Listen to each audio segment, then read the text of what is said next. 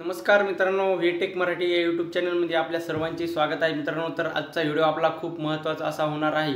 आजच्या व्हिडिओमध्ये आपण पाहणार आहोत की कुकिंग चॅनल, खूप साऱ्या ताईंचे प्रश्न होते की दादा आम्हाला कुकिंग चॅनल आमचं ग्रो होत नाही, तर कुकिंगचं चॅनल ग्रो होण्यासाठी काय करावं लागेल तर मी तुम्हाला आजच्या व्हिडिओमध्ये सविस्तर सांगणार आहे मित्रांनो। फक्त तुम्ही व्हिडिओ शेवटपर्यंत कंटिन्यू करा आणि माझ्या या 3 यूट्यूब चॅनलला सबस्क्राईब नसेल केलं तर नक्की सबस्क्राईब करा। कृपावंत वारकरी, आवड विठ्ठलाचे आणि आवड शेतकऱ्याचे हे माझे मॉनिटाईज 3 चॅनल आहेत। याच्या अनुभवानुसार मी तुम्हाला सांगण्याचा प्रयत्न करतो। तर चला करूया व्हिडिओला सुरुवात। कुकिंग चॅनल ओपन केल्यानंतर तुम्ही काय करता, एखाद्या ताईचा व्हिडिओ बघता आणि बघितल्यानंतर सेम टू सेम तसं टायटल टाकता, तसंच समजा सेम टू सेम व्हिडिओ बनवता। तर आपल्याला काय करायचं आहे ताईंनो की तसा video same to same video बनवायचा नाही, आपल्या पद्धतीने आपल्याला व्हिडिओ बनवायचा आहे। समजा रेसिपी कोणतीही असो, सुरुवातीला तुम्हाला काय करायचं आहे, एखादी नवीन रेसिपी बनवायची आहे। दुसऱ्यांनी जी रेसिपी बनवली तीच रेसिपी आपल्याला बनवायची नाही। हे खूप मोठा एक तुम्हाला मी सांगतो, रेसिपी जी कॅटेगरी आहे यूट्यूबवरती, ही या कॅटेगरीवरती एवढे चॅनल ओपन झालेले आहेत, एवढे आता खूप सारे भयंकर कॉम्पिटिशन एवढे वाढलेलं आहे की खूप सारं वाढलं आहे। याच्यामध्ये जर तुम्हाला टिकायचं असेल रेसिपी चॅनलमध्ये तर तुम्हाला खूप सारी मेहनत घ्यावी लागेल आणि दुसऱ्याचं कॉन्टेंट आपल्याला टाकायचं नाही। काहीतरी युनिक रेसिपी दाखवायची, काहीतरी काय करायचं, नवीन रेसिपी बनवून दाखवायची आपल्याला, जेणेकरून काय होईल, ऑडियन्स आपले पाहण्यासाठी उत्सुक होईल। आणि तुम्ही काय करता, समोरच्याने जी रेसिपी बनवली तीच रेसिपी सेम टू सेम बनवून टाकता, तुमच्या पद्धतीने तुम्ही बनवायला सांगा।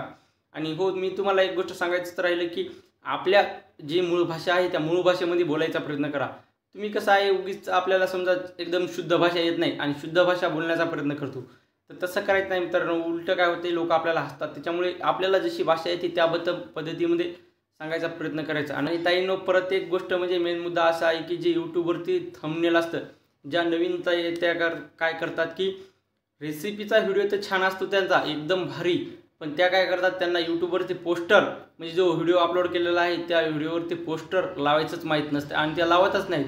तुम्हाला मी सांगतो, जर आपण समजा एखादी रेसिपी जर आपल्याला आवडली समजा, तर आपण काय करतो, त्या पोस्टरवरती चित्र पाहूनच आपल्या मनामध्ये एक हे भावना निर्माण होती की बाबा असा आपल्याला खायचा वस्तू आहे, तिच्यावरती म्हणजे आवडीनं आपण काय करतो ते क्लिक करतो।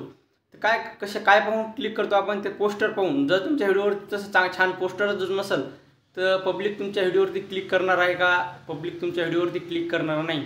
त्याच्यामुळे मेन गोष्ट तुम्ही लक्षात घ्या की तुमचे जे कोणताही पदार्थ असू द्या खाण्याचा, त्याचा तुम्ही व्यवस्थित फोटो बनवा, एकदम HD क्वालिटीमध्ये असा फोटो बनवा की समजा एखाद्या व्यक्तीने पाहिलं तर त्याच्या तोंडाला म्हणजे असं पाणी सुटलं पाहिजे की बाबा आपल्याला व्हिडिओ आता पाहायचाच, एकदम भारी असं दाखवत आहे, याच्यामध्ये एकदम भारी असं याच्यामध्ये याने दाखवलेलं आहे, म्हणजे व्हिडिओमध्ये काहीतरी विशेष असं त्यांचा समज असतो आणि ते क्लिक पण करतात। आता राहिला मुद्दा क्लिक करण्याचा, मी तुम्हाला अगोदर सांगितलं पोस्टर एकदम व्यवस्थित बनवा आणि क्लिक केल्याच्यानंतर ताईंनो मी तुम्हाला सांगतो की व्हिडिओवरती सुरुवातीला तुम्ही जे 10 किंवा 15 मिनिटाची जी रेसिपी बनवलेली असेल, एकदम छोटा इंट्रो करायचा, 5 नाही तर 6 सेकंदाचा, एकदम जबरदस्त 6 सेकंदाचा इंट्रो केल्याच्यानंतर एकदम भारीमध्ये असं फास्टमध्ये दाखवायचं की तुम्ही प्रोसेस कशी केली। त्याच्यानंतर कमीत कमी जर 10 मिनिटाचा जर तुमचा रेसिपीचा व्हिडिओ असेल तर समोरच्या जी ऑडियन्स असते आपली, ती तुम्ही कमीत कमी 5 मिनिटं तुमच्या त्या व्हिडिओवरती थांबली पाहिजेत, तुम्हाला ती ऑडियन्स थांबवता आली पाहिजेत।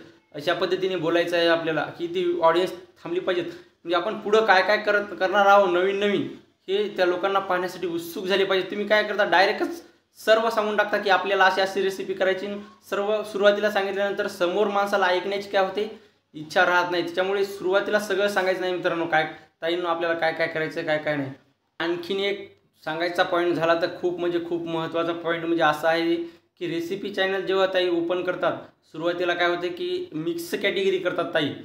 खूप साऱ्या ते असं आहेत की ते काय करतात, आज ब्लॉग दाखवतील, उद्या आम्ही इथे फिरायला गेलो ते दाखवतील, त्याच्यानंतर म्हणजे रेसिपीचे व्हिडिओ मिक्स करतील, त्याच्यात लहान मुलाचे व्हिडिओ टाकतील, त्याच्यामध्ये परत ते फिरायला गेलेले ते व्हिडिओ टाकतील, परत रेसिपीचे व्हिडिओ टाकतील। तर ताईंनो आजचं अजिबात करू नका, कारण तुमचा व्हिडिओ रँक होणार नाही।